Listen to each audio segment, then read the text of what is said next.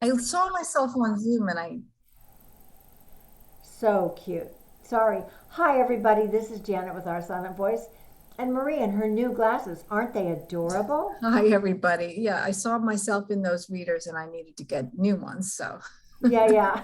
I know. new I always, glasses. Thank you. I always wish that when I pick out frames for my ever evolving eyesight, I wish I had a fashion consultant. You know. Wouldn't that be nice to have one just like sitting on your shoulder that you could ask questions to whenever you Yeah. shop? Well, you happen to pick the right ones for your face, so good for you. Thank you. And Thank you. I hope your eyesight improves. There's really nothing wrong with it. It's just, it's my eye doctor that needs to really improve, I Oh, think. that is a very good point. I know. It's so funny because I have an eye doctor that is a traditionalist and don't put anything in your eyes unless I've checked it first, right? And then there are some people out there that say, "Hey, here's this new thing," and then you get a headache, or your Yeah. eyes dry up, or yeah. Anyway, so people get a good optometrist. Anyway, so we're here Get to good talk people about to help you in whatever you're trying to do in life, right? yeah, And exactly. here we are to talk about it today. And why do we talk about it? Because it's really important to talk about these things and get these things out into the open and to start to feel a little more a little more easy in the words we use around this very difficult subject, right? Yeah, that subject being sexual assault and writing about it. So Maria and I have been doing some research, and we have come across some interesting articles about what happens when you write your trauma. Between Freud and Oprah, that whole listen, Freud and Oprah both agree that writing your trauma allows the person to heal to a degree to which they have more power to execute what they've got to execute in life.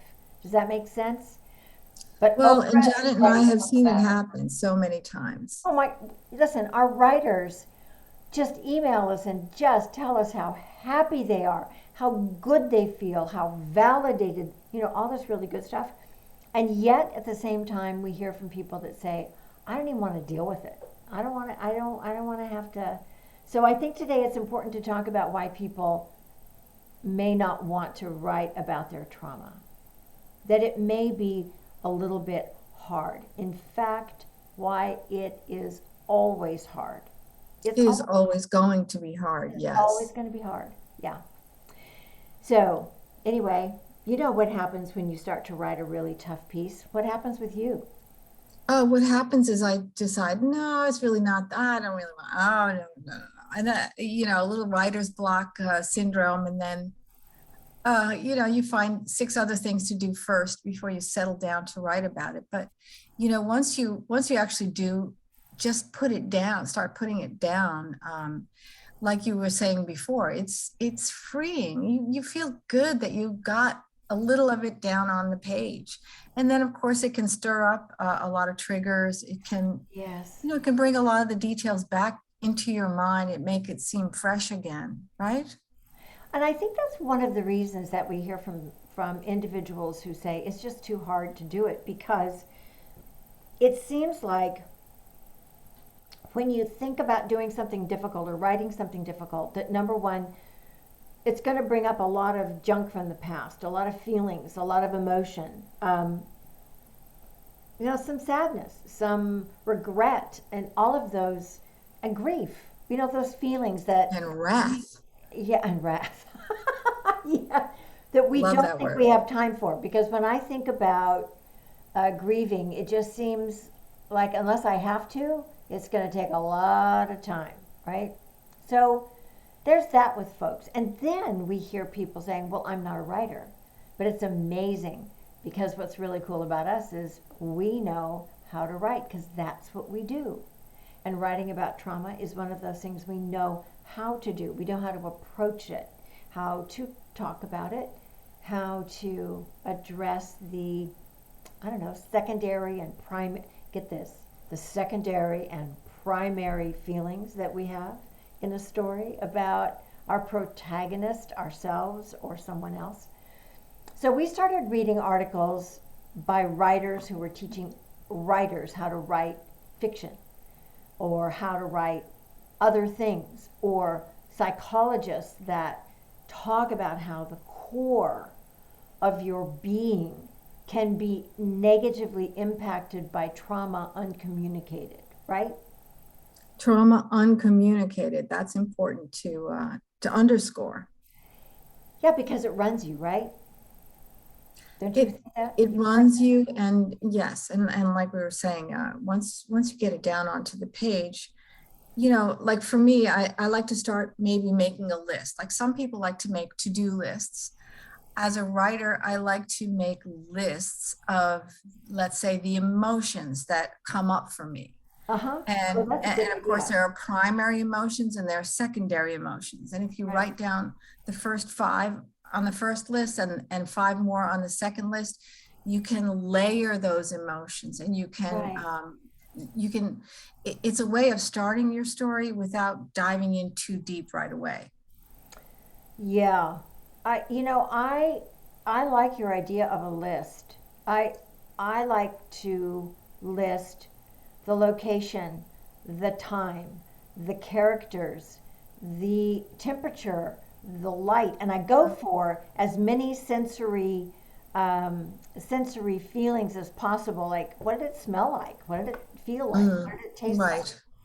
What taste did I have in my mouth? Was it metallic? I don't know. So all of those kinds of things when I write my lists to start a story are kind of important. I started one because folks, we say give us poetry, a short essay, or even fiction. So I was reading this book about a broken down carousel, and I thought, oh, what about a fiction story about a broken down person who was broken by trauma and is standing in front of this broken down carousel? What would that experience be like? I've got the basics. I've got the structure. I have the arms and the legs and the shoulders and I've got all that stuff. But now I have to start thinking about metaphor. I have to think about how to say what I'm seeing in my mind's eye. And what I'm talking about are things you learn when you take a writing class, right? Right. Yeah. So not everybody out there who submits to us, to our silent voice, and to one of the books we publish so far, we've published one and we're starting on our second. Right. Just in case we have new listeners, we Well, are right. accepting submissions for our second volume now. Yeah. And you can find the submission details on our website, oursilentvoice.com. And you'll see those links, not only to the articles that we talk about or that we have on our blog, you'll see those in the episode notes on YouTube. So we're learning. Lots of inspiration and information to take a look at. I know. Why do I feel proud? I know what an episode, how to put together an episode note. I mean, really. It's all good. Now we It's have all to put good. together episode notes, right? So we're getting professional. But we want to thank everyone that has watched our Talk About It series. They're short because I think people like things that are short and well pulled together in the end. I do. I don't want to see a video for 20 minutes on what fruit to eat to make my stomach smaller. Oh my God, those are horrible. So I think for me, the bottom line is we know that it's hard to write about trauma. It's not easy, but Marie and I know how. And we have been able to coach and work with a lot of people who want to write their trauma. So if it's on the back of your mind, if you're feeling like, gosh, maybe it's time for me to drag out that story or those stories or that thing that happened when I was in foster care or that thing that happened at church or that thing that happened to me at school, in college, at the party. Oh my God, that's me. When I think about it, boy, when I think about those things, it's pretty tough. When I think about a marriage where there was a number of requirements of me as a wife to do certain things a certain number of times a week to keep my husband happy. Those things Mm. aren't easy to talk about. And not everybody is married to that kind of person. But But when you tell your story, there is definitely someone out there who needs to hear it, who benefits from hearing it and say, oh, so I'm not the only one that happened to. It's just, and we're not talking about the kind of stories that we have read about in some of the books, like a girl who gets pregnant and marries the father and lives in, her parents live in a trailer in the hills someplace, and she lives in a trailer in the hills someplace. And this guy does all these horrible things and then eventually kills his wife and kids. Though that's not the kind of trauma that we have experienced. And it is definitely exactly. the kind of trauma some people have experienced. There's a wide range, right? There's a wide range of traumas. Listen, I would write my trauma just from being a woman in the workplace in the 70s and 80s, for God's sakes. I mean, think about it out there, people. In the workplace, we've Yeah. got someone running for, I can't remember if it's the Senate or something in one of the states, that literally groped a woman at work with him, put his hand up her skirt, and he has the highest voter approval in that particular race. And it's come out and people talk about it, and the people behind him say, we don't care. I think we need to care, Marie. I think we need to care. We do. And, if you do join the Our Silent Voice community, you'll find a lot of people do care. A lot of people do want to hear what you have to say. And there's so many resources out there. Also, check our website. There's Oh gosh, we have great so many. resources on the website. I know. There's great information in the blogs and stories. And look at some of Great. the reviews of our book and of people who have said, now that I see that story in black and white, I know I can write mine. And Exactly. it's right there. It's right there. And Oh, Marie, that's such an important point.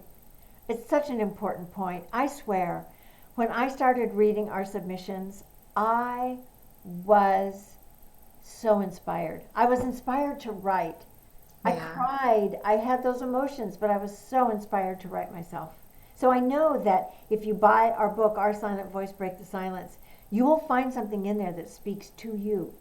And if yes. nothing else, you will find compassion within yourself that you may not have even thought of accessing, to compassion for people that have experienced this kind of trauma. And when we talk about our stat that 1 out of 4 women has experienced a traumatic sexual assault of some sort, from microaggression to a full out aggression, that 1 in 6 men have also experienced it. And something happened this weekend that I saw and experienced that opened my eyes big time. I was talking with the son in law of a man who was running for a political office in town, right? And we were Hmm. sitting around just talking before the surprise party. And they asked me what I was writing, and I told them about Our Silent Voice Break the Silence, and I told them about the kind of stories that were in it. And I urged them, of course, to buy the book, because that's what we do when we're out with people. We say, buy our book, right? So one of the young men, the son in law, said, I think I have a trauma. Yeah. And I said, well, you're certainly open to, and I couldn't even get the sentence out before he said, you know what? I was so severely bullied in school, I didn't know if I was going to be able to live. And I didn't have anything to say, obviously. And he continued to tell the story about how he was so humiliated in school, how on a bus coming back from an athletic event, one of the boys said to another group of boys, I have to go to the bathroom. I guess I'll use his pillow. And he peed on the guy's pillow. Hmm. Now, See, those are the things that I think if we can talk about them, I'm sorry, Janet, forgive me for interrupting, but I have to jump in and say, if you write these things down, it's just a way of getting that story out of your system and speaking to others, because I'm sure there are others that have had similar God. experiences and will be comforted by this in a Well, certain way. and I also think it's really important that if any of our listeners are parents, is to keep your eyes open for bullying with your kids and comfort your kids and tell them it's nothing that they did that caused that. It's bad Yes, behavior on other people's part that did that, and you didn't do anything wrong. You are fine. You are a fine human. But anyway, so this young man, by the way, is now getting his doctorate in physical therapy. And he is a bodybuilder, and he is big, and he is wow, impressive. And when he stands and speaks in his deep voice, I don't think anybody on the planet would mess with him. yeah, But guess what? Somebody, there's something inside of him that did that to protect himself. You know what I'm saying? It has an yes, impact. This trauma that other men have written about, when they write it and it's published, they say to us, "Oh my God, now I think I can write my whole story. I think I can write a book. I think I can write my memoir. I think there's more there for me to write about." It gives you freedom. So that's what we want to offer our listeners, is that freedom to write your story. Yep. absolutely. Well, If thank you you for listening, everybody. And And if you thank you were for groped coming to by a Friday. government guy, make sure you write your story, okay? I know. Speak out, don't have a silent voice I know, anymore. exactly. So look at our episode notes for links to buy our book, links to our blog. This is going to be a good one because we're going to treat our readers as if you all know how to write. This is going to be rigorous. It's cool. So we love you, and we'll see you later. And please get over it and write your story and submit it to Our Silent Voice, okay? Have a great weekend, everyone. Bye. Bye.